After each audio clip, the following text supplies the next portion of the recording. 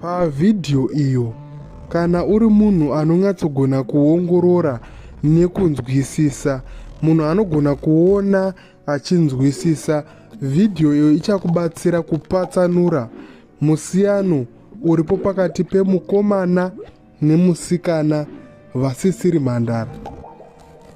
Ndoda kuti mundudze mucomment section kuti musiyano uripo ndeupi pakati pemukomana nemusikana vasisiri mhandara vese.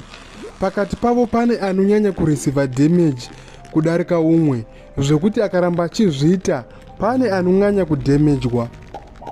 Tiudzei tione zvamunenge maona, nekuti pane vaya vanonyanya kuti wai muchingoti nanga nevasikana panyaya yeumhandara. Chionai vidhiyo iyo tuone musiyano uripo. Pane musiyano muhombe uripo papo.